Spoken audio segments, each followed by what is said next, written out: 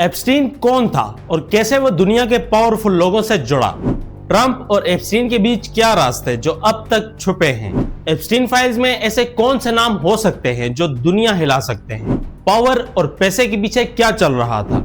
Unreleased documents में ऐसे कौन से नाम हो सकते हैं जो दुनिया को शॉक कर सकते हैं?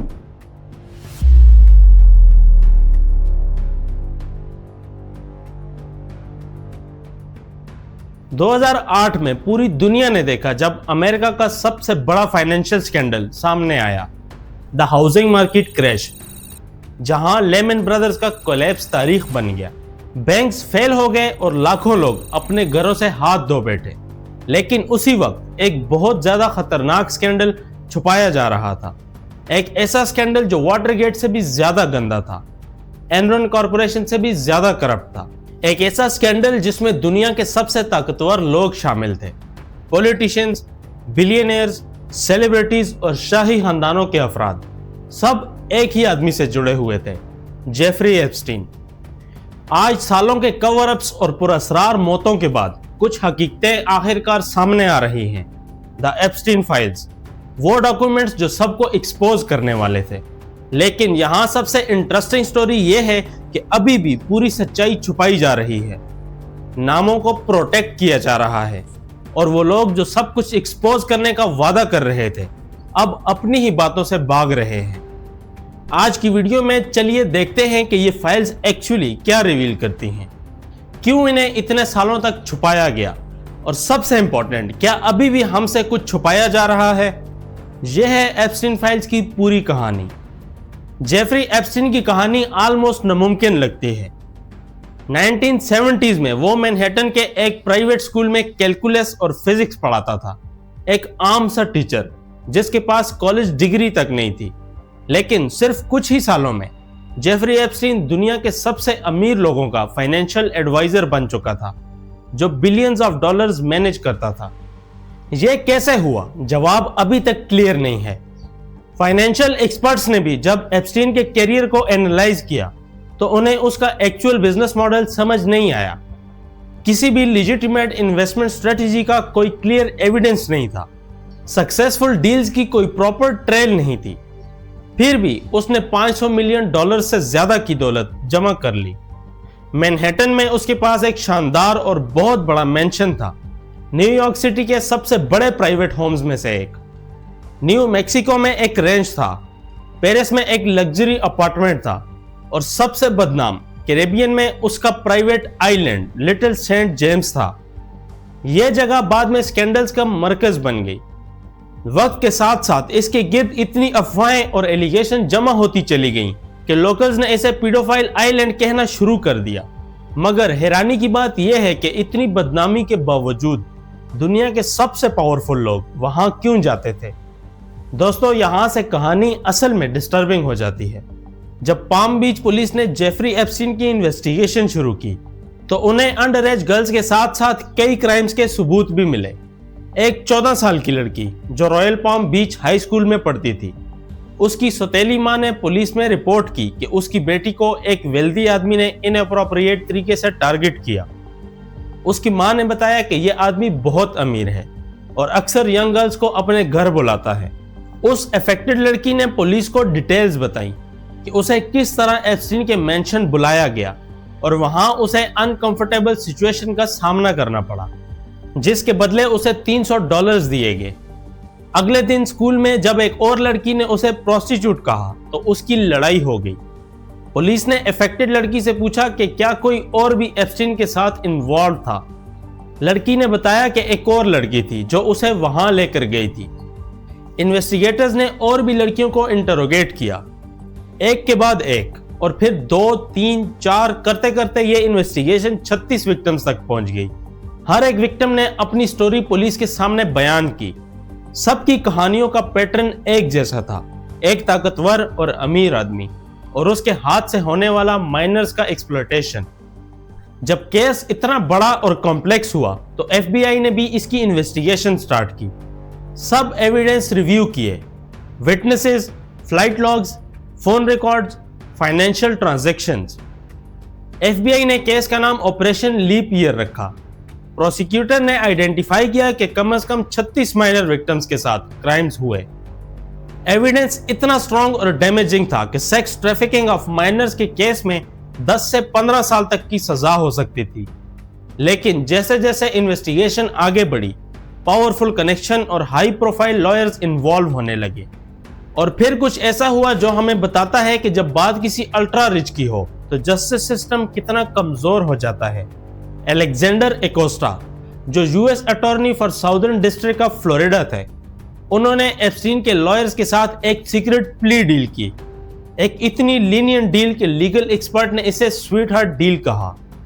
इस डील के तहत एप्स्टीन को असली फेडरल चार्जेस फेस नहीं करने पड़े, जो नॉर्मली फेडरल प्रिजन जाने के लिए होते हैं। वहां सीरियस क्राइम्स के लिए हाई सिक्योरिटी सुपरविजन होती है और सजाएं काफी लंबी होती हैं। लेकिन एप्स्टीन को सिर्फ माइनर स्टेट चार्जेस एक्सेप्ट करने पड़े और वो काउंटी जेल में सिर्फ 13 महीने रहा, फेडरल प्रिजन नहीं गया। डील ने उसके को कॉन्स्पिरेटर्स को लीगल प्रोटेक्शन दी और 36 विक्टिम्स को इसके बारे में नहीं बताया गया जब तक डील फाइनलाइज नहीं हुई, जो क्राइम विक्टिम्स राइट्स एक्ट की क्लियर वायलेशन थी। सालों बाद 2019 में अलेक्जेंडर एकोस्टा को अपनी पोजीशन से रिजाइन करना पड़ा और उसने कहा कि उसे बोला गया था कि एप्स्टीन बिलोंग टू इंटेलिजेंस, लेकिन अब तक इसकी पूरी सच्चाई साफ नहीं हुई।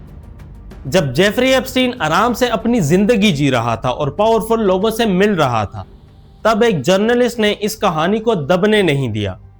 उनका नाम था जूली ब्राउन, जो मियामी हेराल्ड के लिए काम करती थी।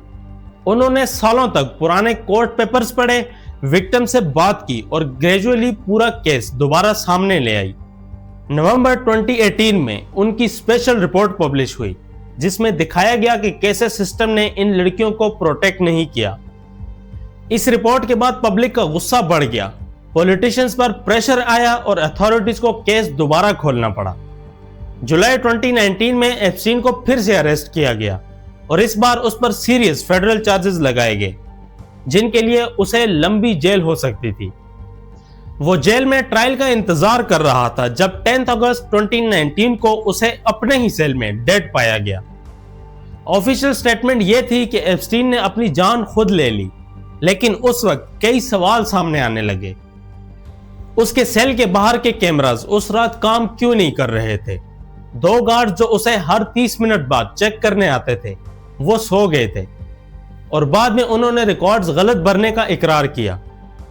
एप्स्टीन को कुछ दिन पहले सुसाइड वॉच से भी हटा दिया गया था, जबकि उसने पहले खुदकुशी की कोशिश भी की थी। एक इंडिपेंडेंट फोरेंसिक एक्सपर्ट ने इंजरीज पर भी सवालात उठाए। इन सब चीजों ने लोगों के जहन में शुबा पैदा कर दिया। सोशल मीडिया पर Epstein didn't kill himself trend करने लगा। चाहे ऑफिशियल रूलिंग सुसाइड हो या नहीं, एक बात क्लियर थी, एप्स्टीन अब कोर्ट में खड़े होकर अपने कनेक्शन एक्सपोज नहीं कर सकता था। लेकिन उसके पीछे छोड़े गए documents, flight logs, emails, depositions और विटनेस स्टेटमेंट्स जिंदा रहे और यही डॉक्यूमेंट्स बाद में एप्स्टीन फाइल्स के नाम से मशहूर हुए। 2024 के प्रेसिडेंशियल कैंपेन के दौरान डोनाल्ड ट्रंप ने एप्स्टीन फाइल्स को एक बड़ा पॉलिटिकल इशू बना दिया।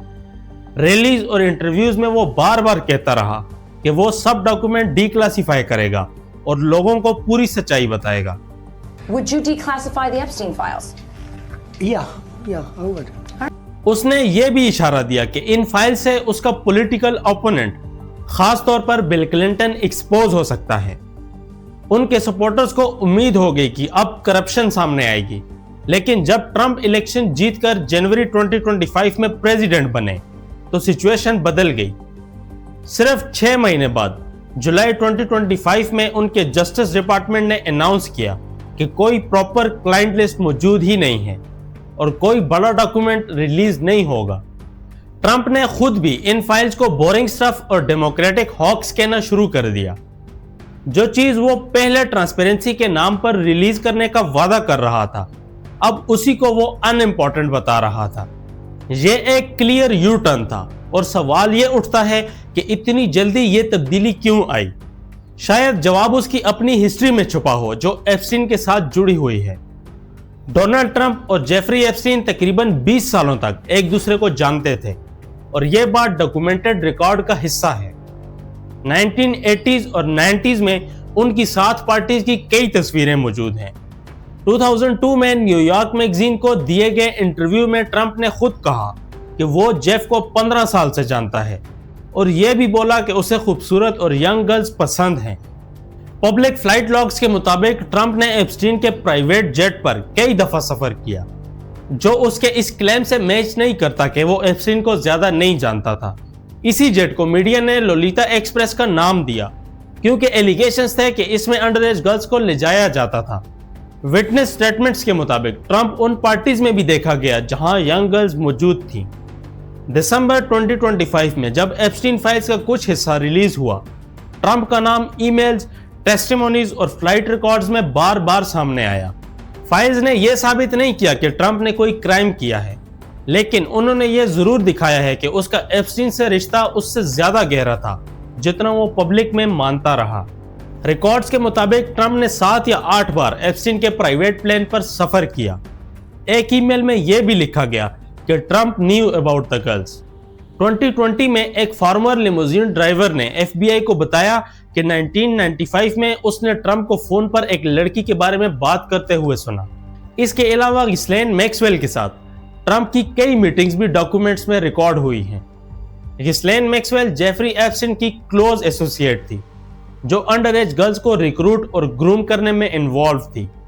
जो चीज ट्रंप ने पॉलिटिकल वेपन के तौर पर यूज करने की कोशिश की थी, वो बात आखिर में उसके खुद के खिलाफ खड़ी होती नजर आई। दोस्तों, सबसे इंपॉर्टेंट बात यह है कि जो हमने अब तक देखा है वो एप्स्टीन फाइल्स की सच्चाई का सिर्फ एक छोटा हिस्सा है।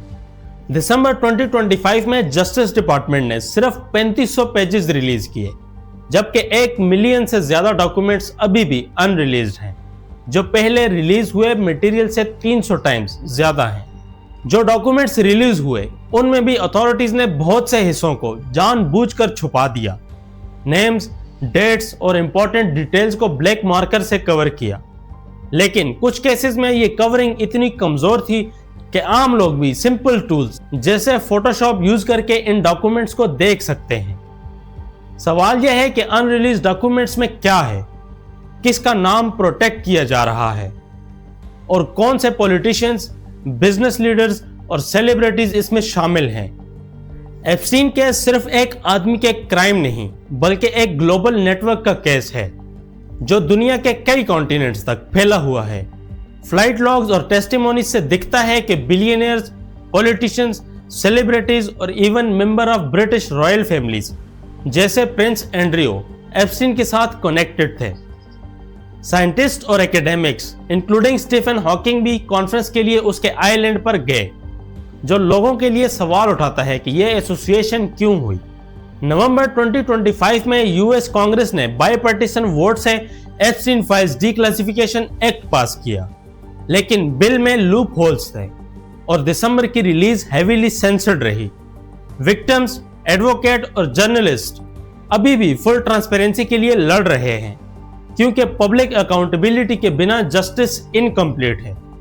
एप्स्टीन फाइल्स हमें दिखाती हैं कि कैसे पैसा और पावर सिस्टम्स को मैनिपुलेट कर सकते हैं और विक्टिम्स के लिए जस्टिस ब्लॉक कर सकते हैं। कहानी अभी खत्म नहीं हुई। आने वाले वीक्स और मंथ्स में और डॉक्यूमेंट्स और नाम सामने आएंगे और अनकंफर्टेबल सच्चाइयां रिवील होंगी।